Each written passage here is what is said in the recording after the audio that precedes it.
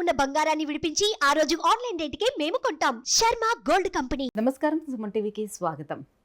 June మాసంలో ద్వాదశ రాశుల వారికి ఏ రకంగా ఉండిపోతుంది, ఎటువంటి దైవారాధన చేసుకొని ఎటువంటి పరిహారాలని పాటిస్తే వాళ్ళకి శుభయోగంగా ఉండిపోతుంది, ఈ విషయాన్ని తెలియజేసేందుకు మనతో పాటు ఉన్నారు ప్రముఖ జ్యోతిష్య శాస్త్ర పండితులు బ్రహ్మశ్రీ నందివట్ల శ్రీహరి శర్మ గారు. గురుగారు నమస్కారం.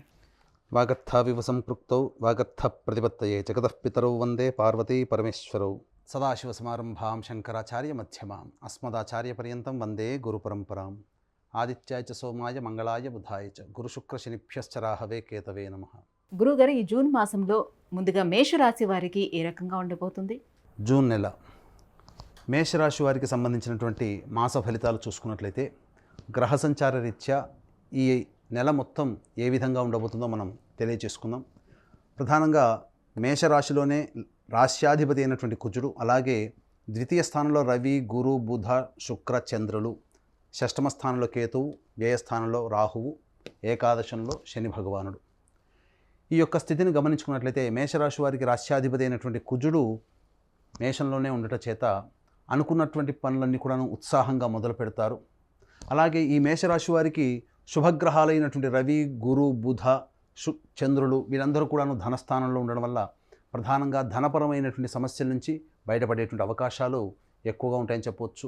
అలాగే ఖర్చు కూడా అధికంగా ఉంటుంది. అంటే దీని అర్థము ఎక్కడైనా కానీ మీ యొక్క సంబంధించినటువంటి పనులకి ఏదైనా అవసరానికి సంబంధించినటువంటి ఆదాయానికి మించినటువంటి ఖర్చులు కూడా ఉంటాయి, అవసరానికి మించిన ఖర్చులు కూడా ఉంటాయి. అయితే ధనము సర్దుబాటు అవుతుందని చెప్పవచ్చు. ముఖ్యంగా రాహుకేతుల యొక్క ప్రభావం వలన కొంత సమస్యలు అనేటువంటివి ఇంటా బయట ఎక్కువగా ఉంటాయని చెప్పవచ్చు. ఇక గమనించుకున్నట్లయితే రాశిని లాభాధిపతి అయినటువంటి శని వీక్షణ చేయడం చేత అనుకున్నటువంటి పనులన్నీ కూడాను నిదానంగా మొదలుపెట్టేటువంటి అవకాశాలు ఎక్కువగా ఉంటాయి.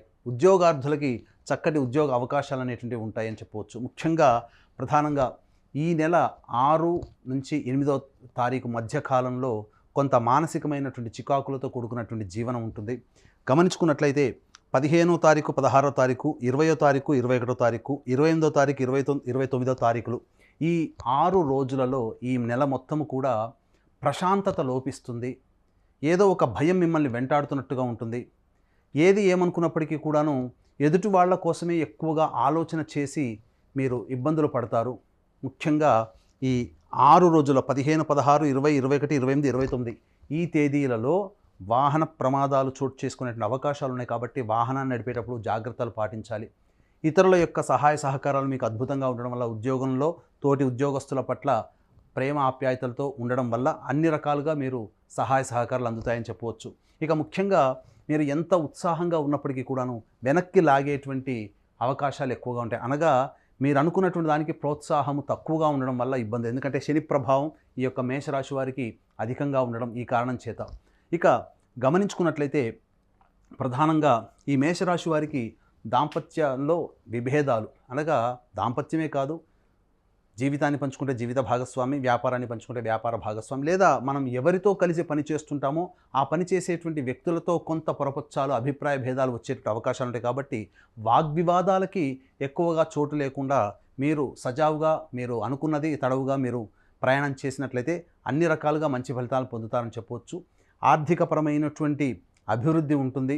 అనగా మీ ఖర్చులు పెరుగుతున్నా మీ ఖర్చులకి తగ్గట్టుగా మీకు సంపాదన కూడా మీకు కలుగుతుందని చెప్పవచ్చు.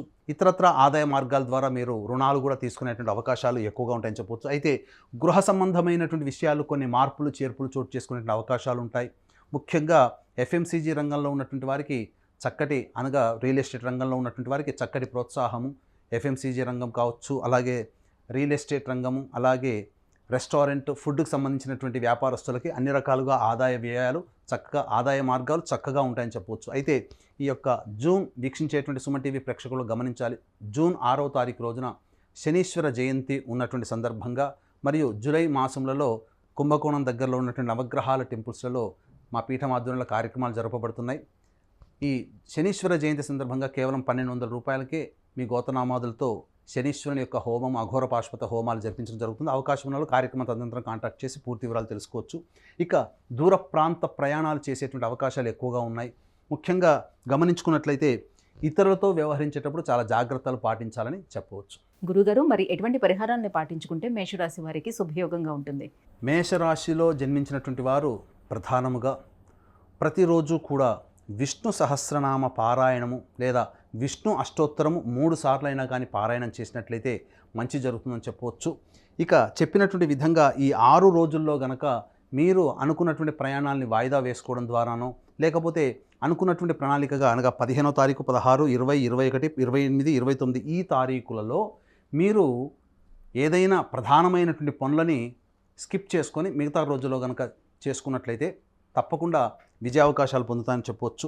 ఇక 1వ తారీఖు నుంచి 14వ తారీఖు వరకు అన్ని రకాలుగా ఆదాయ మార్గాలు అన్ని రకాలుగా బాగున్నప్పటికీ 15వ తారీఖు నుంచి 30వ తారీఖు వరకు కూడా ప్రధానంగా ఇతరుల కోసమే మీరు పనిచేస్తున్నట్టుగా మీకు భావన కలుగుతుంది. మీకోసం మీరు కాకుండా ఇతరులకి సంబంధించినటువంటి ఇతరులకి సహాయ సహకారాలు అందిస్తారు. తద్వారా సోదర సోదరిమణులు కావచ్చు, నమ్మకస్తులు కావచ్చు, అలాగే పరిచయస్తులు కావచ్చు, వీళ్ళ వల్ల కొంత సమస్యలు అధికంగా ఉండే అవకాశం ఉంటుంది. కాబట్టి మీరు ప్రతిరోజు కూడాను విష్ణు సహస్రనామ పారాయణం చేసినట్లయితే తప్పనిసరిగా ఉదయం లేవగానే మీరు వెంకటేశ్వర స్వామి చిత్రపటాన్ని కనుక చూసినట్లయితే ఆ రోజంతా కూడాను శుభదినంగా ఉంటుందని చెప్పవచ్చు. ముఖ్యంగా గమనించుకున్నట్లయితే ఈ మేషరాశి వారికి ఈ యొక్క శని సంచారము 5వ రాశి మీద వీక్షణ ఉన్నటువంటి కారణం చేత మీరు ఆలోచించే విషయాలన్నీ కూడాను అనుకున్న దానికంటే వ్యతిరేక ఫలితాలు వచ్చేటువంటి అవకాశాలు ఉంటాయి. కాబట్టి జాగ్రత్తలు పడండి. పెద్దవాళ్ళ యొక్క సహాయ సహకారాలు, అనుభవజ్ఞులైనటువంటి సహకారాలు తీసుకొని మీరు ముందు కార్యాచరణ కనుక వెళ్ళినట్లయితే తప్పకుండా మంచి జరుగుతుంది. అయితే ప్రధానంగా గుర్తుపెట్టుకోవాల్సినటువంటిది ఏంటంటే ఈ యొక్క నెల 20వ తారీఖు, 21వ తారీఖు చాలా గుర్తుపెట్టుకోవాల్సినటువంటి విషయము. ఈ 2-3 రోజులలో చతుర్థాధిపతి అనగా వాహన స్థానాధిపతి అష్టమంలో నీచ స్థితి పొంది ఉండడం, శని యొక్క వీక్షణ ఉండడం, ఈ కారణం చేత ప్రధానంగా వాహనాన్ని నడిపేటప్పుడు జాగ్రత్తలు పాటించాలి. తల్లిగారి ఆరోగ్యంకి సంబంధించినటువంటి కొంత నిర్ణయాలు తీసుకునేటువంటి అవకాశాలు ఉంటుంది. అలాగే గృహ సంబంధమైనటువంటి కార్యక్రమాలలో మార్పులు చేర్పులు చోటు చేసుకుంటాయి. ముఖ్యంగా నూతన వాహన కొనుగోలు ఈ సమయాల్లో మంచిది కాదని చెప్పవచ్చు. గురుగారు, ఈ జూన్ మాసం అంతా మేషరాశి వారికి ఎలా ఉండిపోతుందనే విషయాన్ని తెలియజేసినందుకు ధన్యవాదాలు. సర్వం శ్రీ ఉమామహేశ్వర పరబ్రహ్మార్పణమస్తు. సుమన్ టీవీలో మీ పర్సనల్ అండ్ బిజినెస్ ప్రమోషన్స్ కోసం కింది నెంబర్కి కాంటాక్ట్ చేయండి.